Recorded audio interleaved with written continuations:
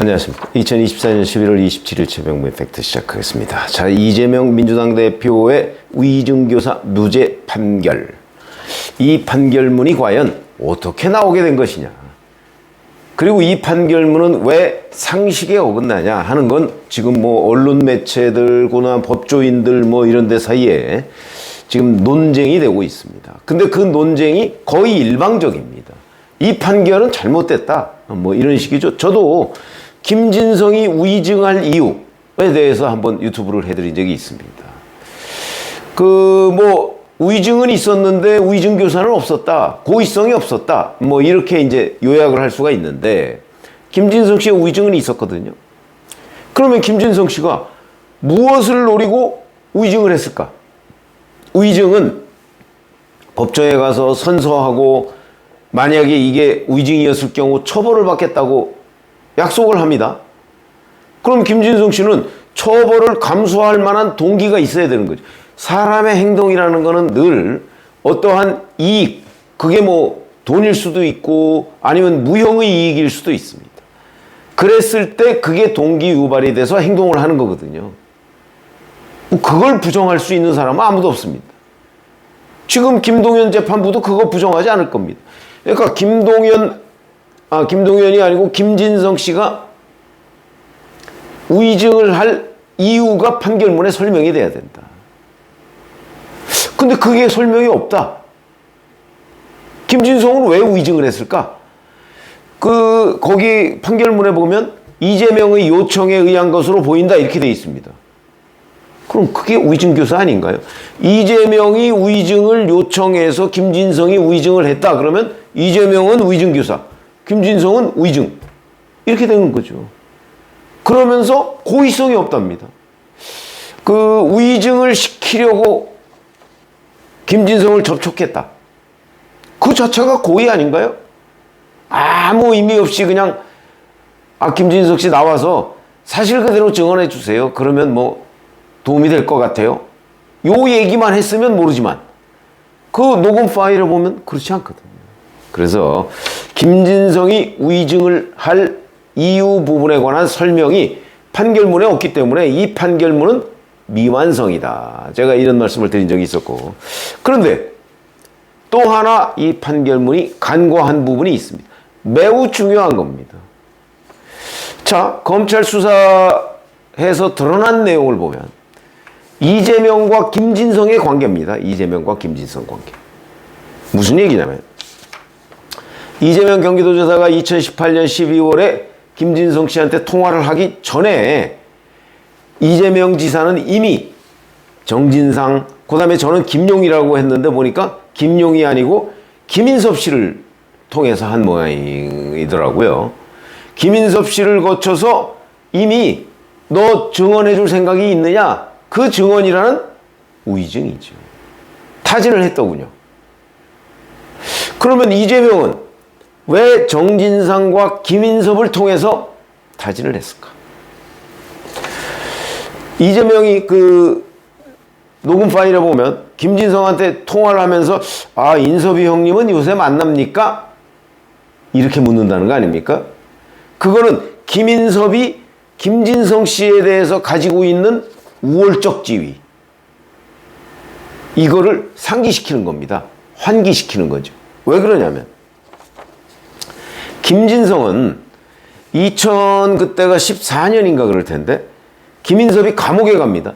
백현동 용도 변경 문제가 한참 불거졌을 때, 그때 김인섭이 다른 성남 무슨 저수조 공사인가 여기 관여했다가 구속이 됩니다.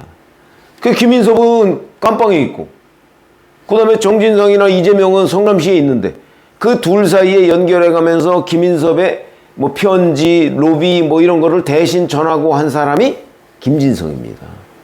그 김진성은 그걸 공짜로 해줬을까요? 아니죠. 백현동에서 김인섭 씨가 받는, 정바울 아시아 디벨로퍼 대표로부터 받는 돈, 그게 70억 정도 되죠.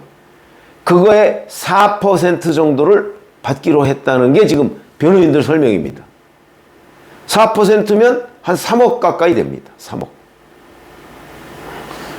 그러니까 김인섭과 김진성의 관계는 일종의 사용자, 피고용자 관계 정도 됩니다.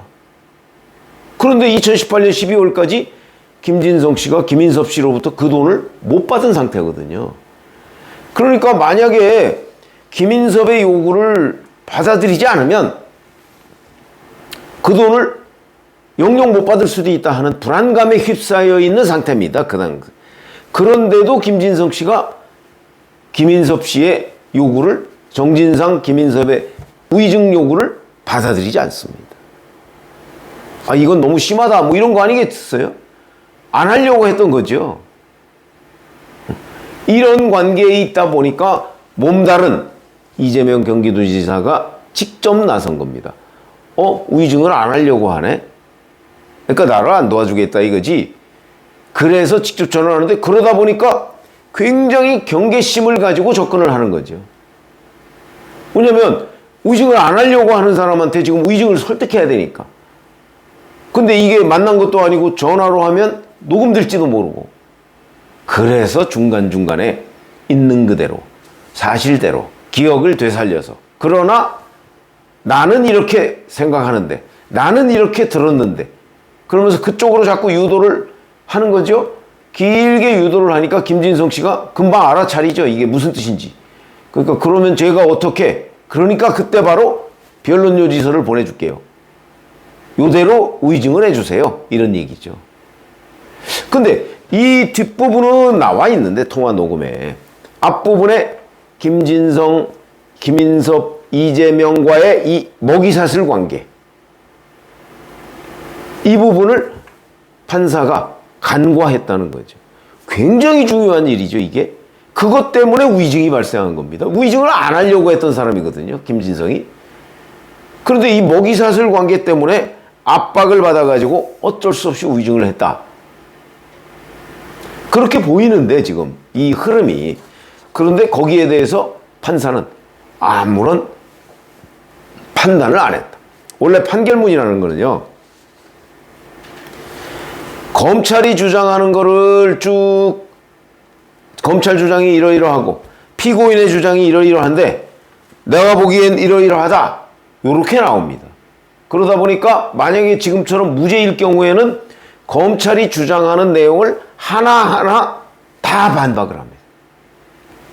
요거는 이래서 받아들일 수 없고, 이거는 이래서 김진성이 김인섭, 이재명과의 관계가 이렇다는데 그거는 이러이러한 점으로 봤을 때 받아들일 수 없다. 그 설명이 없는 거죠, 지금.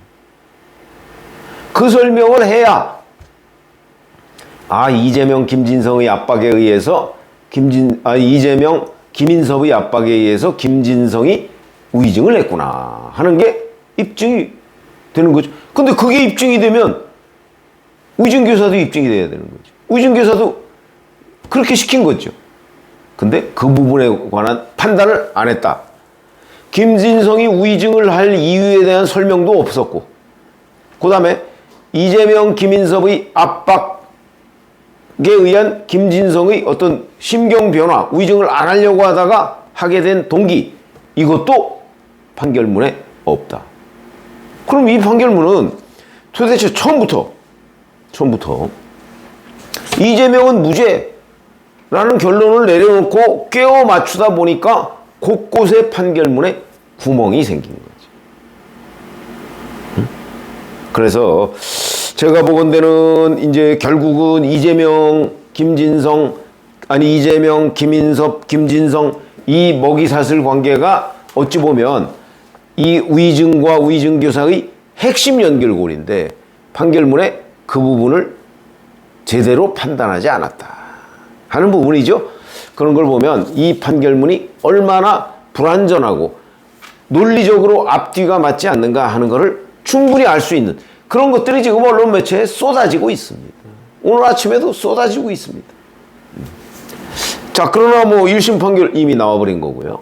이거를 뭐 어찌 되돌릴 수 있는 방법은 2심밖에 없습니다.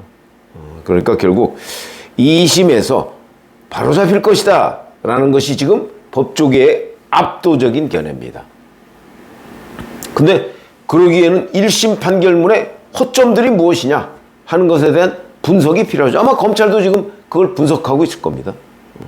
그래서 그 허점을 중심으로 검찰이 2심에서 보강을 해서 아마 이걸 뒤집지 않을까. 뭐 그렇다고 해서 2심에서 뒤집힐 것이다. 이게 1심 판결문 예측하는 거나 마찬가지로 그것도 뭐 100% 예측하기는 어렵죠. 그러나 1심에서 저희가 한 90% 이상의 법조인들이 이 부분에 금고형 이상의 유죄가 나올 것이라고 예상을 했다라고 제가 알려드렸듯이, 근데 그게 뒤집힌 거죠. 2심도 한 90% 이상의 법조인들은 2심에서 뒤집힐 것이라고 지금 예상을 하고 있습니다.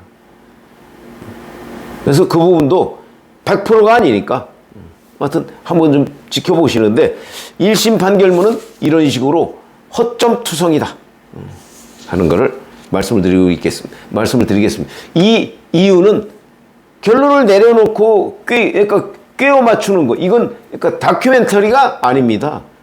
창작이죠, 일종의. 그러다 보니까 앞뒤 안 맞는 일들이 막 벌어졌다 하는 말씀을 드렸습니다. 고맙습니다.